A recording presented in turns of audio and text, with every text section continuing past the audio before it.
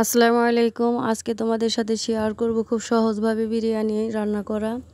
তো এখানে আমি মাংস কেটে কুটে ধুয়ে নিয়েছি। এখানে দেখতে পাচ্ছ 1 কেজি চাউল, কাঁচামরিচ, টুকরো করা আলু, কিশমিশ, কাঠবাদাম, দারচিনি, এলাচ, তেজপাতা, মরিচের গুঁড়ো, লবণ, আদা রসুন বাটা ও পেঁয়াজ কুচি। চুলো একটা কড়াই বসিয়ে পরিমাণ মতো তেল দিয়ে দিলাম। এবার টুকরো করা আলুটাকে আমি লালচে করে ভেজে নেব। যারা নতুন স্কিপ করে দেখবে না, আশা করি খুব সহজে বিরিয়ানি রান্না করতে পারবে। তো তেলের ভিতরে দিয়ে দিলাম দারচিনি, এলাচ, তেজপাতা, পেঁয়াজ কুচি।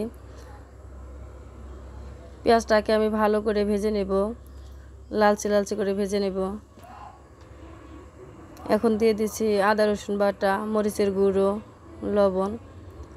এবার মশলাগুলোকে একটু কষিয়ে নেব। তো তোমরা যারা বিরিয়ানি সাদা করতে চাও তারা অবশ্যই এখানে পেঁয়াজটাকে হালকা করে ভেজে নেবে, প্লাস মরিচের গুঁড়ো দেবে না। তো মশলা কষানো হয়ে গেছে, এবার দিয়ে দেব মাংস। তো ঢাকনা দিয়ে ঢেকে আমি কষিয়ে নেব। তো দেখতেই পারছো অনেকটা পানি বেরিয়ে আসছে। পানিটাকে আমি সম্পূর্ণ শুকিয়ে নেব। এখানে আমি এক্সট্রা কোনো পানি অ্যাড করব না। তো কিছুক্ষণ কষিয়ে নেবার পর এবার বিরিয়ানি মশলাটা দিয়ে দিব। তো পুরো প্যাকেটটা দিয়ে দেব না, যেহেতু আমি 1 কেজি চাউল রান্না করব, অর্ধেকের মতো দিয়ে দিলাম।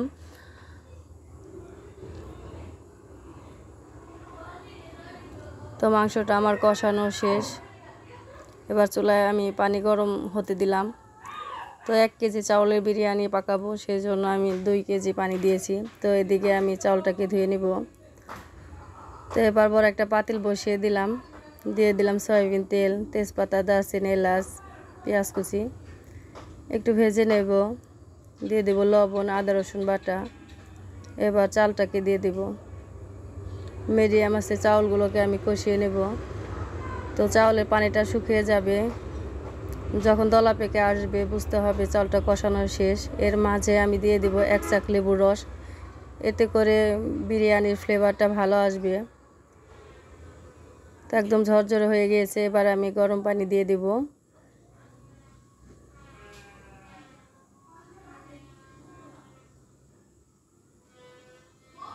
ঢাকনা দিয়ে ঢেকে রাখবো। কিছুক্ষণ জাল করার পর ঢাকনাটা খুলে আবার একটু নেড়ে চেড়ে দেবো। এদিকে বলক চলে আসছে। তো এখন মাংসটাকে আমি দিয়ে দেব।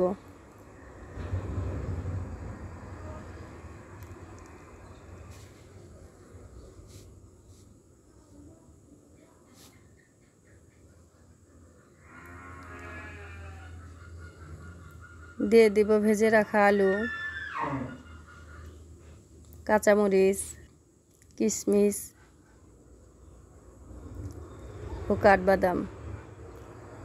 তো কাঠবাদামটা কিশমিশ তোমরা হাতের কাছে থাকলে দিতে পারো, আমার কাছে ছিল তাই দিয়ে দিলাম, একটু খেতে ভালো লাগে তাই। তো নেড়ে চেড়ে ঢাকনা দিয়ে ঢেকে রাখবো। তো এই পর্যায়ে চুলার জালটা আমি একদম কমিয়ে দিয়েছি। তো দেখতে পারছো পানিটা একদম শুকিয়ে গিয়েছে। এখন আমি একটু ফুড কালার দিয়ে দেব। তো এটাও অপশনাল, তোমরা চাইলে দিতে পারো, না চাইলে স্কিপ করতে পারো। তো দেখতে পাচ্ছ অনেকটা ঝরঝরে হয়ে গিয়েছে। এবার পরিবেশনের পালা। এবার একটা বাটির ভিতরে আমি বেড়ে নিব। তো আশা করি তোমাদের ভালো লাগবে। তো ভালো লাগলে অবশ্যই লাইক, কমেন্ট, শেয়ার করে পাশে থাকবে। নতুন নতুন ভিডিও পেতে আমাকে উৎসাহিত করবে। তোমাদের সাপোর্ট ও ভালোবাসায় আমি সামনের দিকে এগিয়ে যেতে পারবো। তো সবাই ভালো থেকো, সুস্থ থেকো। আল্লাহ হাফেজ।